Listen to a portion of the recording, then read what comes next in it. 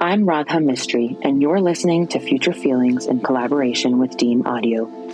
The study, the science, and the art of understanding the unknown and preparing for the future has long been a preoccupation of humankind and is of particular concern to designers, especially as the stakes of our global present feel so high. As a designer with a background that spans architecture, narrative environments, and strategic foresight, I'm here to help you unpack the purpose and practice of futuring through 5 interviews with practitioners who approach this work in myriad ways. Now, let's jump right in. My name is Clarke. I am a multidisciplinary artist, designer, researcher, and most recently, hairstylist for film, editorial, and television. Currently based in Accra, Ghana, but I work mostly between Toronto, Canada, and Accra, Ghana. I have been I feel like I've worn so many hats in my career so far. I've worked in international development, I've worked in consulting, and I've worked in futures research.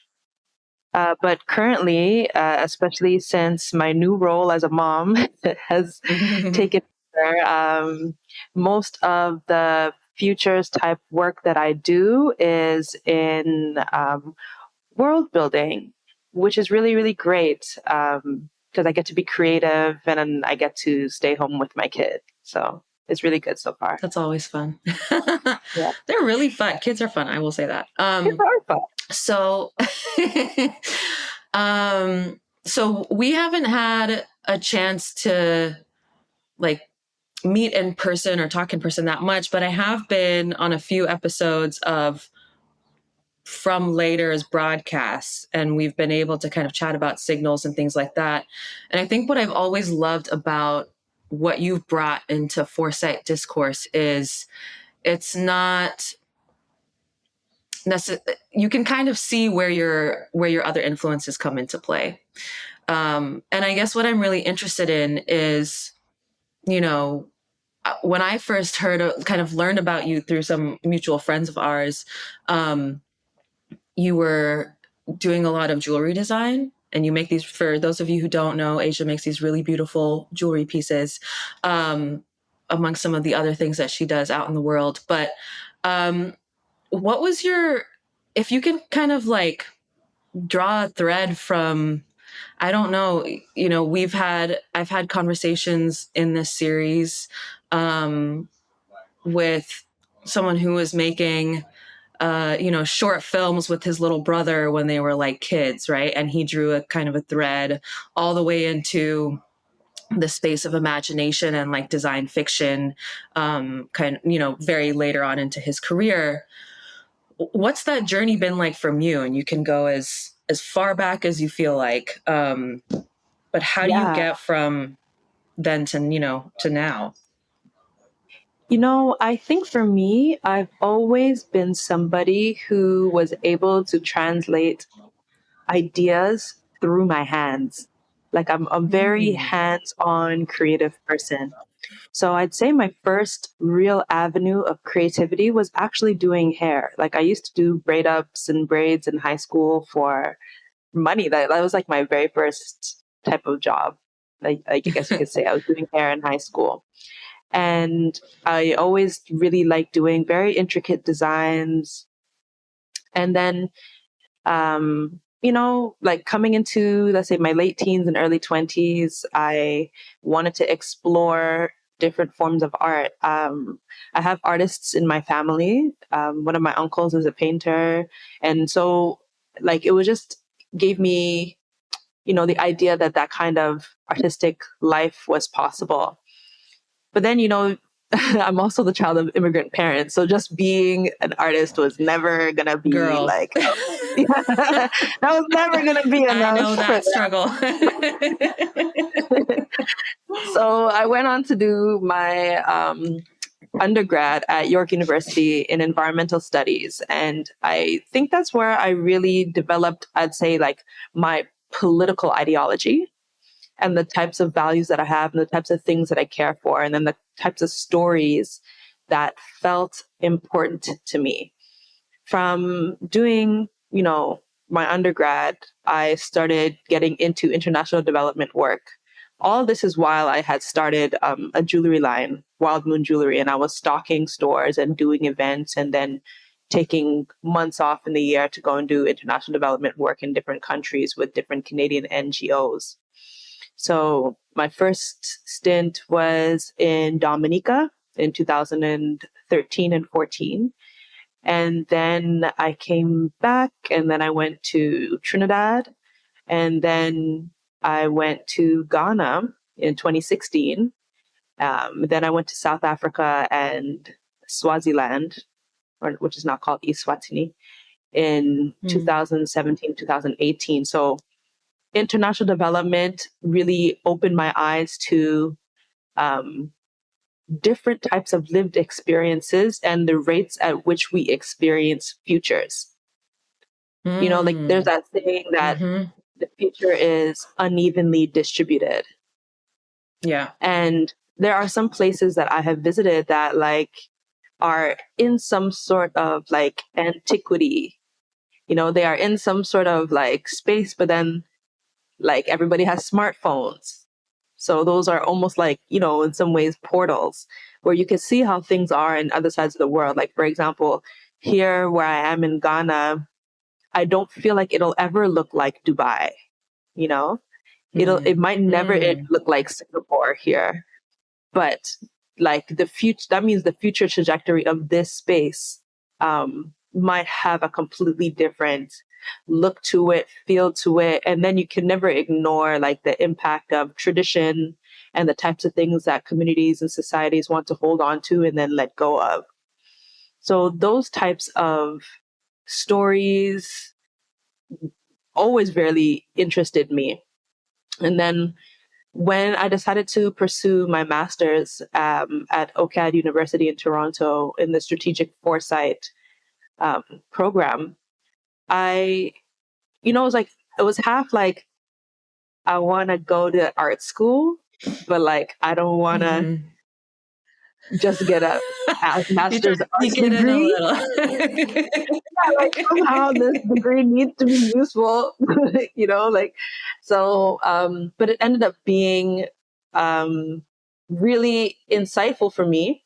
I've always been a person that loved to read a lot of especially science fiction, speculative fiction by female authors, and Black female authors specifically has been like my entire space. And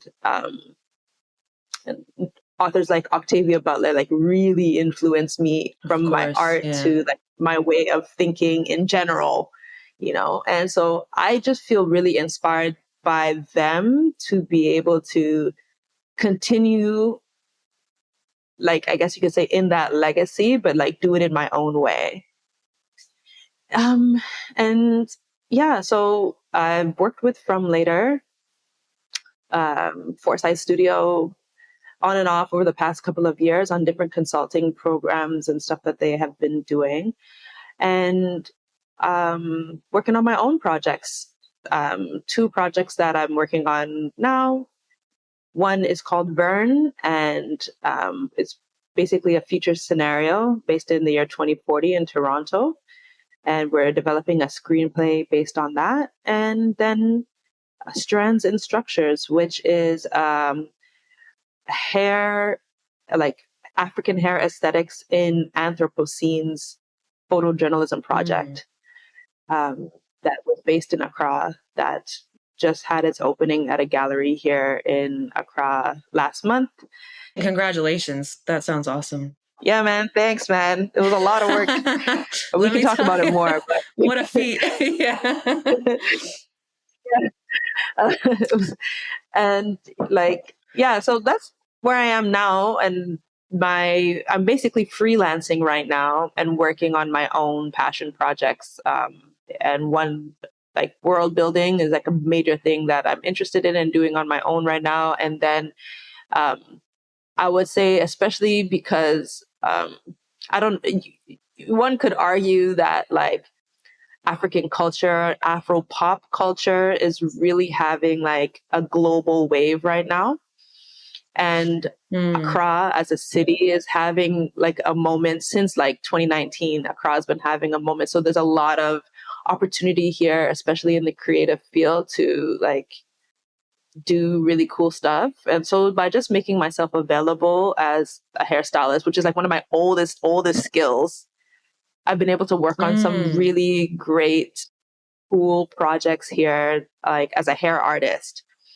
So freelance hair artist right now, and then working on my own art projects that are informed by futures thinking and foresight research.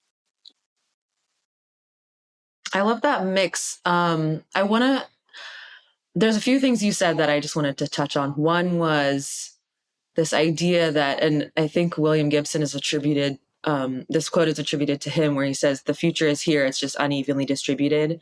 But I feel that so much as well, especially when I go from like, not necessarily from like LA to Mumbai, but like if I go to, you know, the village my grandmother grew up in the outskirts of Gujarat, right? Which is completely different than my experience of like where I live here in Los Angeles with my family. And where like, you know, everyone might have a mobile phone or everyone might have a smartphone, but the ways in which they're using it or the other infrastructure that kind of like makes up the fabric of the city and the ways in which people live is so vastly different than my own experience of how I operate. And the fact that, you know, maybe I'm getting my groceries delivered to my front door, but my grandmother's family still has someone come with fresh vegetables to their door every day, selling the things that they've grown in the market, right? Which there's some beauty to that too. And I do kind of like, there's a nostalgia, like a bit of nostalgia there for me as well, in the ways that I grew up as a kid. But I think that was such a major eye opener for me. And another piece of it also was like, as a child of immigrants, I guess, and maybe this is just one of my kind of personal reflections, but one of the things that I was talking about with Macy and with Rob of From Later, and especially with Macy, was, you know, someone had asked me during this panel that I had done in Toronto, which was like the last event I had done before the world really shut down during COVID. And it was this panel looking at the future of women's work. And someone had asked me, like, how does your family feel about you doing foresight and future studies? You know, and I think my response was something like, you know, what I've realized is like the woman that was raised to be and the woman that I am don't always like intersect with one another very gracefully. But I think I'm more comfortable with like the tension between those two selves, you know? And,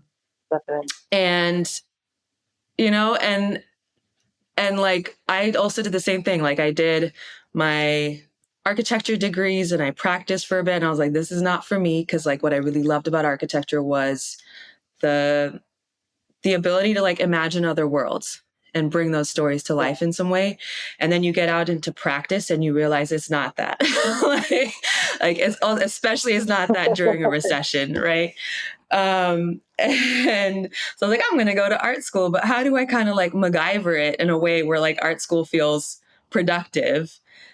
And, you know, you could argue that just like, right? But you could argue that like having this space that kind of just gives you permission to be curious and to like just follow whatever path of inquiry you're really, really interested in is so productive and really valuable.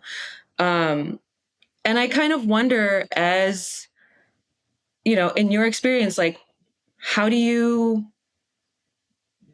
what is the value of foresight or future studies to you? And like, how do you share that with the people that you love? How do you kind of explain to them, you know, what it means to you and why it's important? You know, over the past couple of years, I've been able to apply a lot of what I learned at OCAD in my own ways. So one of the projects that I did over the last couple of years is partnering with this organization and company here in Ghana called Free the Youth Ghana. And they're a clothing brand that's really doing amazing big things right now. But me and my business partner and colleague, Sunshine Lanamanawa Duncan, we helped to develop a youth program, basically pilot program, under their brand. And one of the pillars of the things that we worked on with the group of youth that we had in the first cohort was futures thinking. And so being able to share futures thinking as like an important tool and pillar of someone's not only education, but also like personal development and how to use foresight research to apply to almost every single thing that you can possibly do as either an artist or as a professional.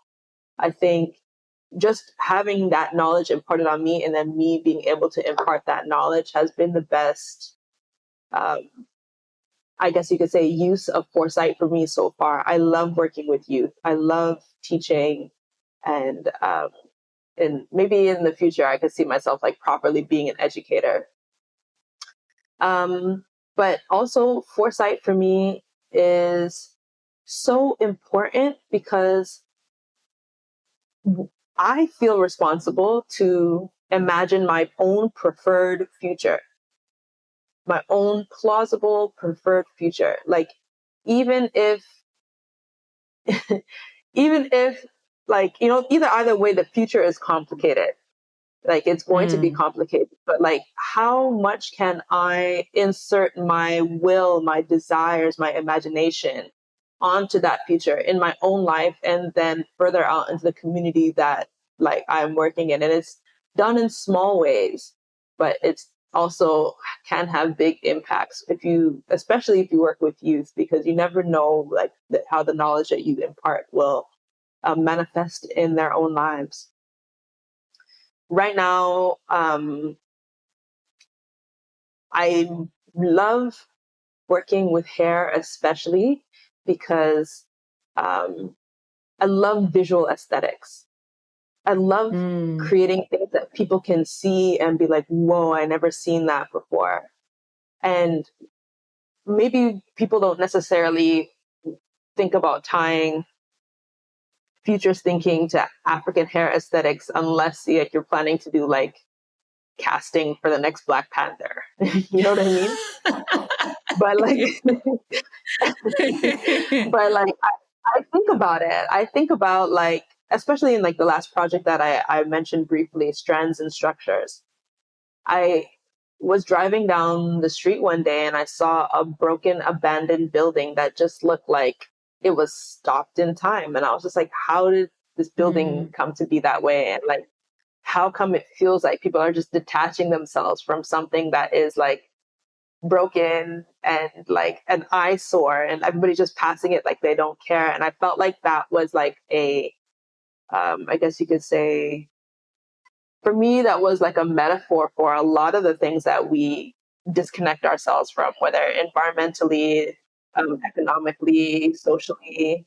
And so I came with the idea to develop hair sculptures in different settings around Accra to explore certain themes. And the themes are like air pollution, water pollution, construction, transportation, market economy.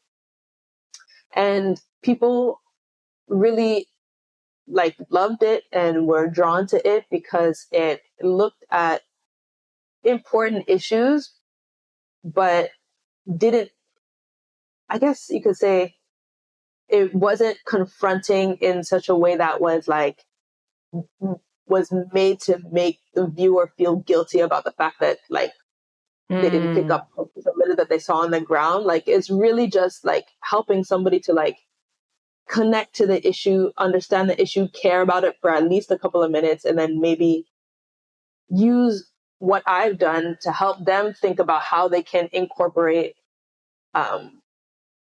socially conscious messaging into the art that they do.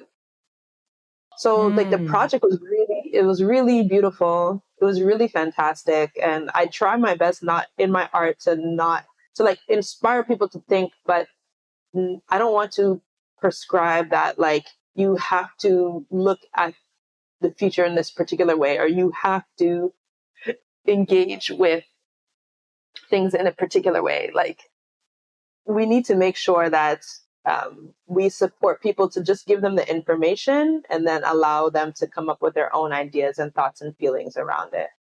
I don't know if that really clearly answers your question, but like, No, I feel that's like beautiful. I think, yeah, there's something about agency, but I think the other thing I really love about what you said, especially with your work with strands and structures, is like, there's something that there's two things that come to mind. One is there's so much critique around the practice of future studies and the outputs of the work of future studies that, like, one, it's only accessible within the academy, or, you know, within these kind of like glass towers or pristine white walls of a gallery. And it's not necessarily always accessible to the masses in a way that could be really just like useful and really productive and really beautiful. And so I kind of just like love the fact that it's like, you know, you're not saying like, oh, if you don't get it, or if you don't do something about it, then like you're going to be punished in some way. It's like, hey, it's enough to just come in and be curious. Like, it's enough to just come in and think about it for a couple seconds. Right. And I really like that. I was having a conversation with someone the other day about, I had somebody come in and guest lecture for this course that I teach in a local architecture school here at SciArc, around speculative design and future studies. And one of my students had asked him, like, what are your metrics for success? And I hate that question because I hate the notion of metrics in the work we do, because I do feel that, I don't know how you approach, you know, kind of what your thoughts are in your practice, but when it comes to my practice and my approach, it's not about like these like measurable quantitative kind of metrics. And he responded in a really graceful way. And he was like, you know, if someone comes into contact with my work, and I can just put a smile on their face, like, that's enough. You know, if I can give them a moment to just kind of like have just a moment of whimsy, like, that's enough. And I was like, damn, that's such a great fucking metric, you know? Like, I love that. And I think there's something like that. There's like a real, and I saw this in Vern, and I want to dive a little bit deeper with that, but like, there's a seriousness to it, but there's an unseriousness to it, which makes it accessible, you know, and it makes it. And so I really wanted to kind of like, I was going through the website again yesterday, that spoke a little bit about kind of the scenario and some of the characters and some of the kind of, you know, the scaffolding that you've built around this world. But I wanted to dive into that a little bit more. And just, if you could kind of share, like, how did that come about? What is the story about? What's this world that you're trying to build? You'd mentioned, you know, it's, you're wanting to turn it into a screenplay, into a film. Yeah, so Vern is about where I grew up. I grew up in a suburb of Toronto called Scarborough, in the Malvern community. And when I was growing up, like, Malvern had a bit of a, I guess you could say, it didn't really have the best name. There were like fights at the high schools, like kids getting shot, robberies, drugs, blah, blah, blah. But like, that didn't feel like my everyday life. Like, when I went outside and played with my friends, like, that was not in my reality, you know? And so Malvern is just like any other regular Toronto suburb, where it has its challenges, it has its up and downs, but a lot of great community organizations and community workers in Malvern have been working a lot to change the narrative and to increase people's pride in the community. And one of those people was my aunt. Her name is Clarke. And she got me involved with like a group when I was like in my teens called the Malvern Youth Coalition. And we, you know, as youth, like prepared, like we had meetings, we took meeting notes and like, you know, we prepared proposals to like local like MPs, be like, this is what we want for our community. And I always felt inspired by that experience to feel like as a youth, I can come up with ideas and put them forward, and whether or not they get fully adopted. Actually, some of the ideas that we had did get adopted, although they didn't last forever. But it was inspiring to see that as a youth, I could put something forward that helps to shape my community. So one of the things that we asked for was for this space at the Malvern Library, the public library, to be converted into like a music studio and art space. And, you know, eventually they got the funding for it, and it ran well for a while until obviously they lost funding. But that experience really helped shape it shaped my ideas about how youth can be part of shaping the future of Malvern. And so the title Vern is just like what people from Malvern call Malvern. They just call it Vern. And I wanted to create a bit of a coming of age story based in Malvern that explores the lives of two racialized boys and their group of friends, and the types of things that they deal with coming from similar but a little bit different socioeconomic backgrounds. One of the main features of Vern is the multicultural fabric of Scarborough and of Malvern, of Toronto in general, but particularly Malvern and Scarborough. Like I grew up with like my best friends were Filipino, Tamil, Indian, like from all over the place, like Vietnam. I had another friend, like, you know, we were all meshed together. Like none of my friends were like, we were not monolithic at all. And so I wanted to create a future in which that reality that I have is like elevated. There's just like, these are all these different youth that represent these different cultures who are coming together and bringing language, bringing their traditions, bringing their families all together to have a realistic, futuristic experience of community in a place like Malvern. Because it's realistic. Like right now, Malvern is very, very diverse, and I can only see that increasing. One of the other things that we explore in Vern is the impact of surveillance at the intersection of criminal justice and community healing.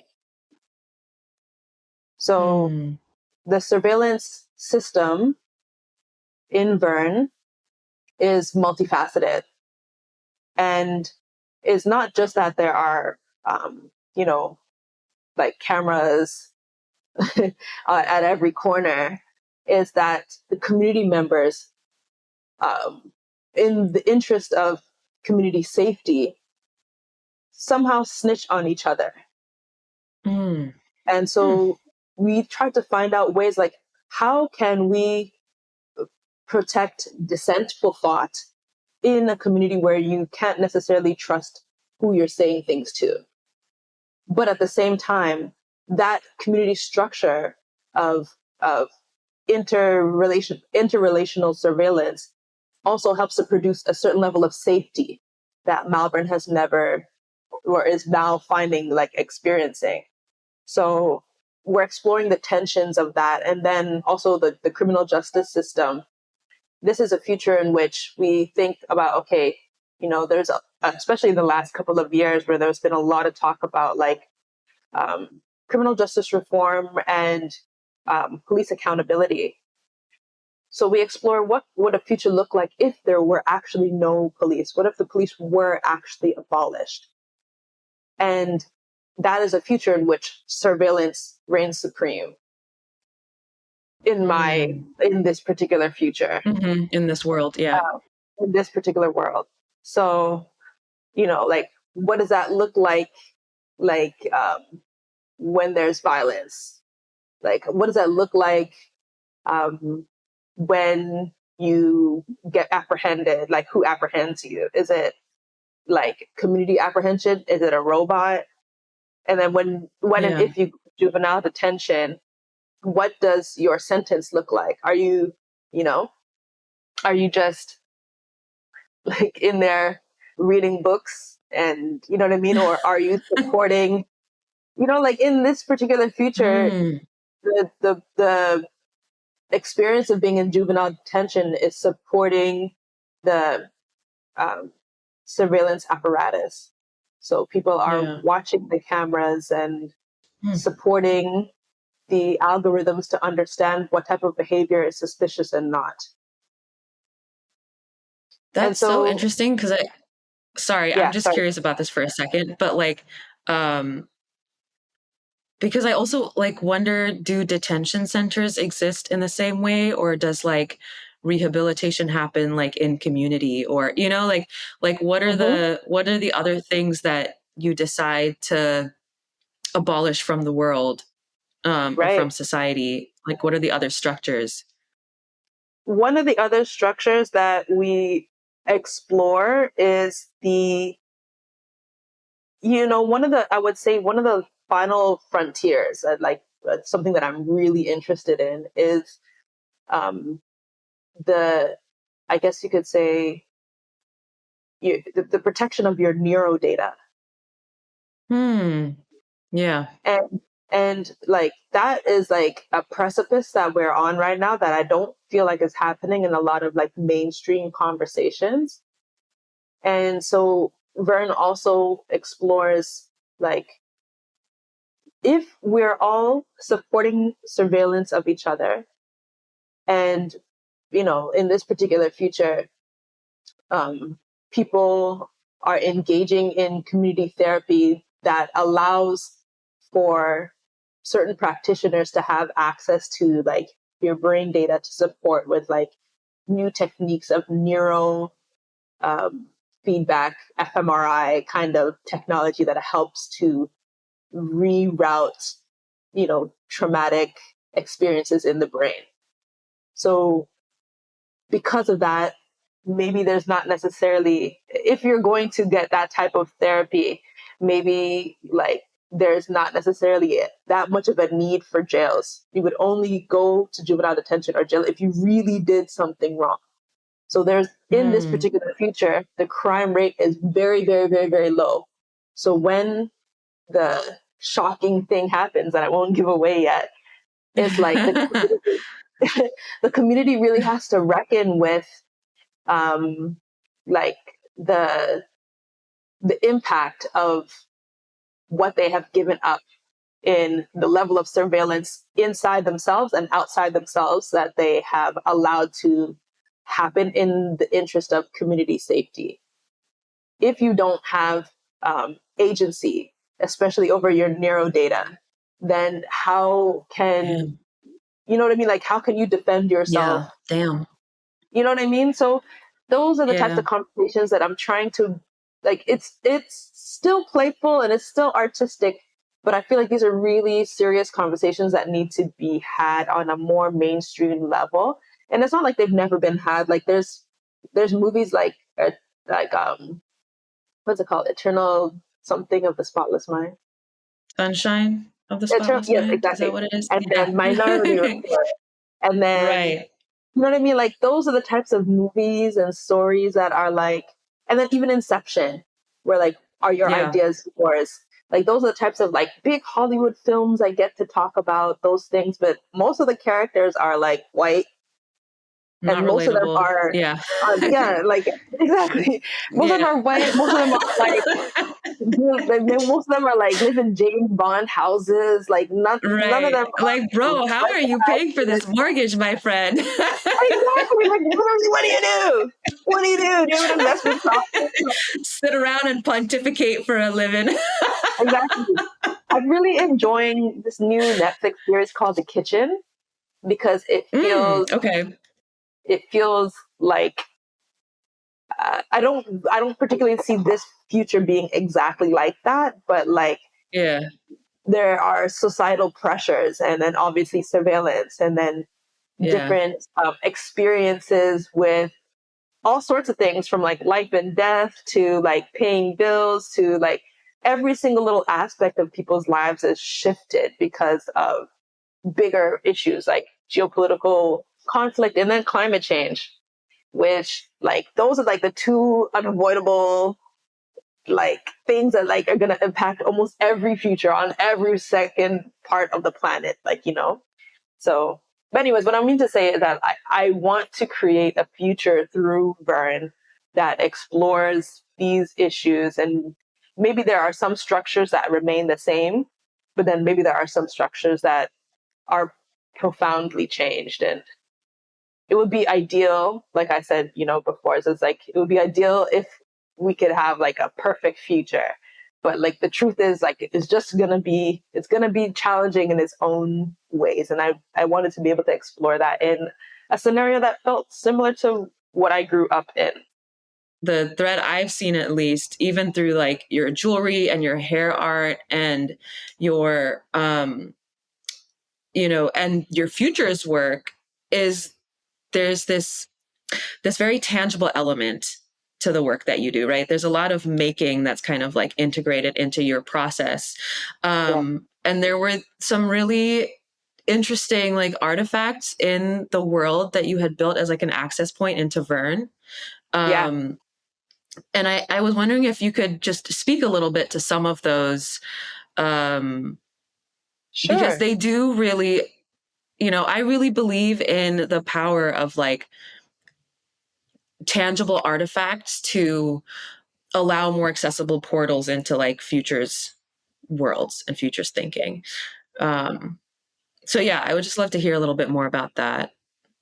Yeah, so in Vern, there are a couple of design artifacts from the future that I designed.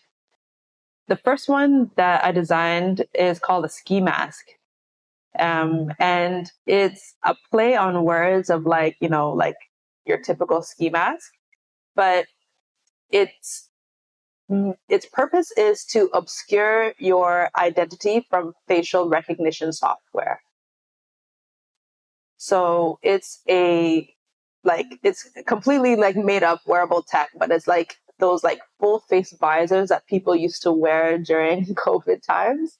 But Yeah, yeah. in this particular technology, like you could obscure your facial features to evade detection or evade facial detection. And in this particular feature, like masks are ubiquitous. Like you could be wearing a mask for your own reason, and your mask also becomes a part of your style. So your mask could be blinged out. Your mask could be like just fucking cool, but it's like it's meant to be a screen that you can program to make like, you know, and it's not meant to like make it so that if me and you are in front of each other, you can't see me. It's made to be like if a camera catches you, that Mm. your face is obscured in whatever particular way you desire. So that's one piece of tech. Then one other piece of tech in Vern is called the Neuro Patch. And it's like, it can be anywhere on your body, but for most like cool kids, they're putting it on their face as part of like, again, like accessorizing. So in this particular feature, like your anti-surveillance tech or any type of assistive tech is built into your identity as like fashion features. The Neuro Patch is something that you can use to administer chips, which is like you can like either like chips. We refer to it particularly as like any type of software programming that you want to use to alter yourself. You can use chips as a drug. You can use chips Mm. as like a like personal support that's like a gateway for therapy. You could use chips and like simulate any type of experience that you want. So your neural patch is like your place that you would apply your chip, and then you could access any type of simulated experience. Then we have the tablet, which is like it's like your phone, your computer, your notepad. It's just like like an educational tool that, like, let's say kids use in school and stuff like that, but it's very thin and it's also somewhat pretty rudimentary. Like maybe it's just in like, it doesn't produce things in color. It's like black and white, but you can still access like different levels of like internet or interweb on it. It's almost like, I remember over the last couple of years, like burner phones, like very basic phones kind of like came back popular. And so this is a tablet that kind of mimics that.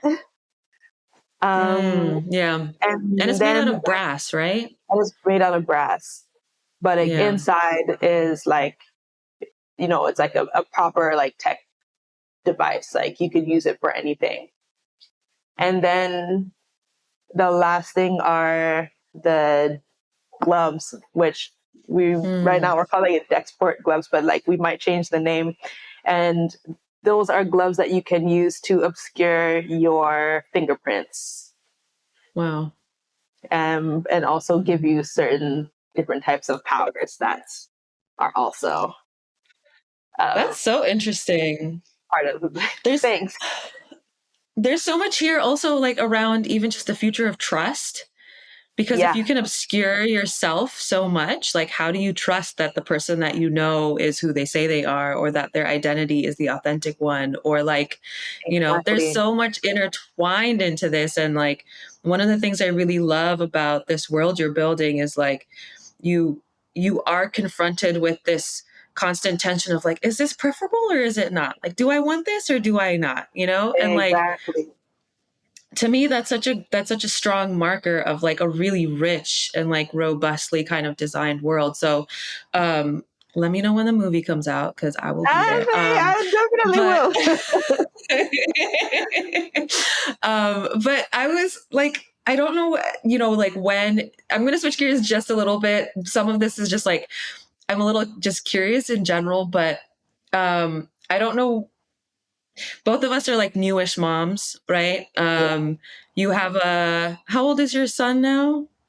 Oh, he's about to be 16 months old. Oh my goodness. Oh my God. The time goes, right? It goes so fucking fast. I can't believe it. Like, really, I cannot believe it. Like, I look at him and I'm like, how are you like, it feels like he's almost halfway to being a grown man. Like, girl, my kid is 2 going on 20. The things she says sometimes, I'm like, how? And right now, like, I don't, whatever. Tyla is her favorite artist. So she'll be like, she's like dancing like her in music. I'm like, girl. But I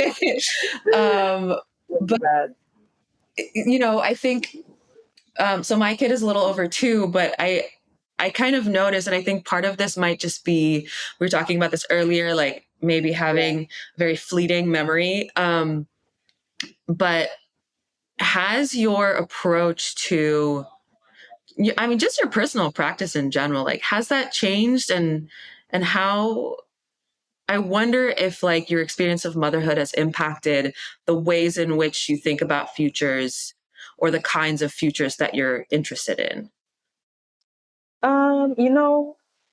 I would say that obviously being a mother changes basically your entire freaking life. But I will say I've done a few things that have helped me to feel grounded and feel good within myself, even like as I step into motherhood. And I think that like developing my own personal identity as Wild Moon, as a designer, as an artist, and like really being able to hold on to that and hone that while I was pregnant. Like, for example, most of the Strands and Structures project I thought I shot while I was pregnant. So wow. like, even though I was like, 4, 5, 6 months getting big, I was still building hair sculptures. I was still doing research. I was still doing stuff. And then let's say, that last month of yeah. pregnancy and that first month Girl. after you give birth, it is Ooh, just what the heck? I was like, you are wow. barely human. Yeah. I didn't even realize like my capacity for like sleep deprivation was even. Anything. Yeah. Wow. Like the levels at which you have to stretch as a person, like when you step into motherhood. And like, I remember just being, God, this is somewhat related, but I remember being such a brat to my own mom and being like, wow, I was such a bitch. Yeah. I was such a Yeah. bitch. And Yeah. now like, I really, I think that luckily for me, and God bless him, my husband, um, he chose a career path that allows for me to have freedom in my life. And also, and then also like living in Ghana, like the community structure is so robust and strong. Like I guess I wouldn't even really call her a nanny because she's my husband's niece and she stays with me and like takes care of the baby completely. Like I was able to start back working when I was 4 months. Like when my baby was 4 months, like 4 months before postpartum, I was able to like go and like work on film sets and movie sets and stuff like that. And it didn't feel like I'm forced to go back to work. Like I was choosing it. I've really been freelance. I haven't worked a full-time job since the end of 2021. And I'm thinking like, that's beautiful. Maybe, yeah, girl, I ain't gonna lie. It's good. That's beautiful. It's good. But I think that's like also because the cost of living in Ghana is a lot lower than in the West. And like my husband is an engineer, like he's able to support our family. So I don't feel pressured to, and I really experienced like, even when I was doing, like now I don't make as much jewelry as I used to, but like I always felt like when I was trying to make jewelry to make money, that jewelry didn't come out as nice.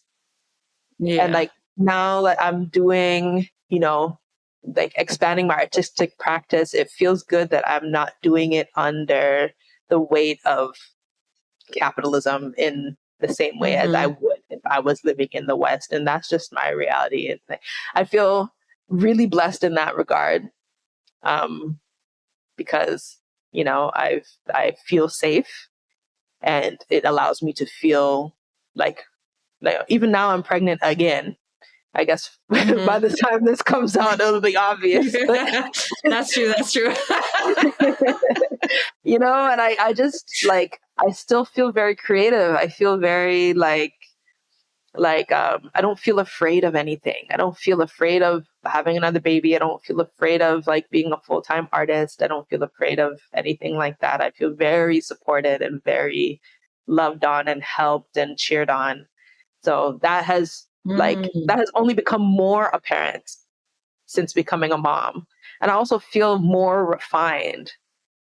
And then with regards to like the futures that like I want to create, I think a lot of what I think about now has to do with like mental sovereignty, because I feel like that's like really like the next, like I mentioned, like the next frontier. Like I really feel like that's where I want my son to be able to think for himself. I want my son to be able to think critically and like be able to look at information and like discern, have good discernment. I don't necessarily want to prescribe what his future should look like. I want to prescribe the type of skills that he will have so that he can be useful in whatever future comes forward. And then I think, I think a lot about the wars that are happening right now and like the way that like ideology can tip you to this side or that side of whatever conflict that there is. But at the end of the day, these are people's children that you're sending to war. Right.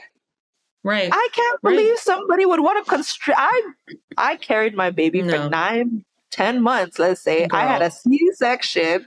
Then I gave birth to him. Oh shit. Then I had to like breastfeed him. I had sleepless nights. And you want to conscript him? You know, like Yeah, that's no, just, thank you.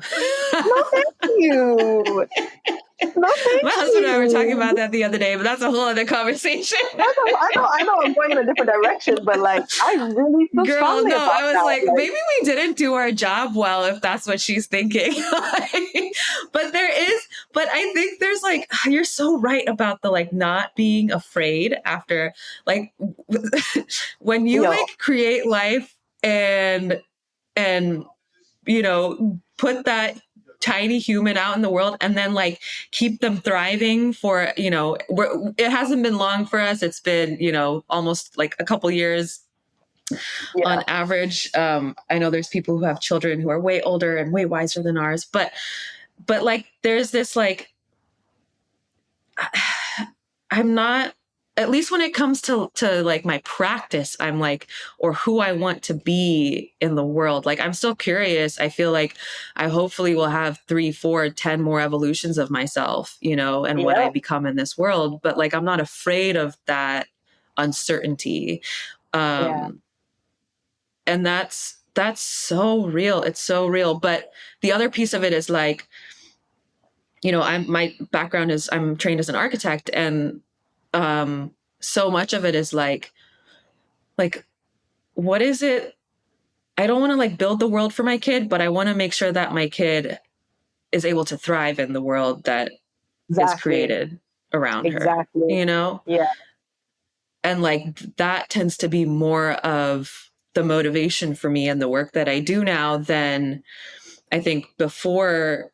My father-in-law says like there's like before kids and after kids, and it's never the same, you know, like the before kid version of yourself is like a different version of who you are. There's of course kind of fundamental pieces that come through, but you know, I think the things that the motivation for like what I was curious about has definitely changed, even if like the thing itself hasn't necessarily changed, right? I'm still interested in like what happens to technology, what happens to our sense of autonomy, like how do I ensure that you know, the stories we tell, the tools and methodologies that we leverage for future storytelling doesn't alienate particularly like communities of color and people who don't necessarily come from like a, you know, a North American or Eurocentric approach to futuring.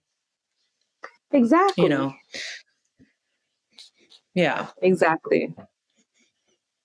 But it's like, it's a weird and interesting journey to be responsible for like another human and basically a good majority of their future, at least. And then, you know, she'll do what she wants. I don't know. Maybe she'll decide not to go to college you know or something. And like, cool. I really did what I wanted to do. Same. And same. Like, I didn't, like, I took advice and I took guidance. And I was just talking to my sister yesterday, and then she's like, you know, she's asking me like, well, she said to me that she felt like one of my traits that I've always had is like a certain level of courage. And like, where do I think I got that from? And well, I felt like I've always been a little bit defiant as just like a personality trait. Like I always felt like you're not the boss of me, I'm the boss of me. You know, like maybe that's something that I felt like as a kid. And now I'm watching my son, like I'm watching him like really just like assert his autonomy. As soon as he learned to walk, like he was like, later. Yep. He was like, bye. Yep. And I was like, I called my mom and complained. It was like, he's only like 16 months and he's not listening to me. And my mom's like, I wonder what that's like. I'm like, I wonder where that came from. You know, but it's like, I feel like I don't want to, even though it's like, obviously it's tough because he's getting into the toddler stage. I also don't want to stifle that because it has gotten me very far, you know? Yeah. As a part of my own character. And it's like, it's so interesting. And I feel like me and you are like new moms, and like maybe there's people who don't have kids or like are getting kids, and like, but then there's people who are like far older than us or like have kids who are far older than ours would be like, who are maybe listening to this be like, yeah, these girls are just getting on this train. Right, right. Hop on. But I'm really like in awe of how quickly it's going so far. Like he's like, like the development happens so quickly. Like you really do need to cherish every every moment. opportunity because it is just so fleeting. Like he's not a little goo goo gaga baby anymore. Now he's just like, good morning. Yeah. Yeah. So my kid asked me how my day went the other day, and I was like, what do you know about how days go? Like, where did this come from? How was your day? But I think like the approach I have to, my husband and I talk about this all the time, where we feel like it's not our jobs to impose who our daughter is supposed to be, but to like help guide and mediate her journey into who she wants to become. Right. Exactly. And I actually take that approach, like even as a designer, like it's not my job to tell you, as my client or as my collaborator, what this thing is meant to be. It's my job to be a mediator of these future environments. Right. And to like remain curious. And I think that's been something that's been like a really beautiful reminder with having this little toddler running around, like being curious about literally the most mundane shit ever. But it's such a good lesson and a good learning because it's like, yes, we need to remain curious. That's such an important part of the work that we do, right. As artists, as designers, as creatives, as futurist researchers. I guess my kind of final question for you is like, for folks who are trying to find their way in, because this is a question I get all the time, some folks who are like interested in the field of future studies, maybe don't have like a formal kind of institutionalized background of it. What would be your advice for someone? Well, for me, even when I'm not necessarily doing futures like foresight work, paid foresight work, I'm always researching. I'm always reading. And I'm always trying to draw inspiration from art and culture and looking for patterns, because also, like as much as like we look at futures from I guess you could even say Eurocentric or Western perspective of time, especially living here in Accra, I'm becoming more and more aware of cyclical like experiences of time. And so I'm much more like sensitive to patterns, like multi-year, multi-century patterns, whether that's like artistic patterns or like political patterns, social patterns. How might those patterns be extrapolated into the future? And then how are those patterns changing? I think something that is a really, like, if you care about the future, you should 100% care about climate change. And that's an easy space to get into with regards to research and action, actually. 100%, probably every corner of this planet has some sort of environmental sustainability organization or nonprofit that people can get involved in. I think that that's like a space that if you care about futures, like you shouldn't just care about like doing some sort of forecasting report for some corporation to get money. You should care about it on like a day-to-day level and the lived and real experiences of your own life. And I think climate awareness, climate care is like the easiest way to get into daily somatic, realistic practice of futures work. That's and like, even if it's not necessarily like climate change, something social where like you're supporting the shaping of a future, and like that could even be in community development work. And almost everything that involves strategic planning or even long-term planning or project management is something that you could bring a future's lens into, and that you could bring like a research pedagogy into that, like that aims to center the needs and wants of future generations. You know, I think that like everybody has this desire to like do futures work and like get paid the big bucks for like thinking about this idea first, you know? But like, but I really think that like, I really think that the real work is in the everyday action towards the preferred future for you. Yeah. Anyway, that's how I live. Or try to. Yeah, same. Same. Amazing. Well, thank you so much. This has been you're very, very so welcome. fun. Thank you for tuning in to Future Feelings in collaboration with Deem Audio.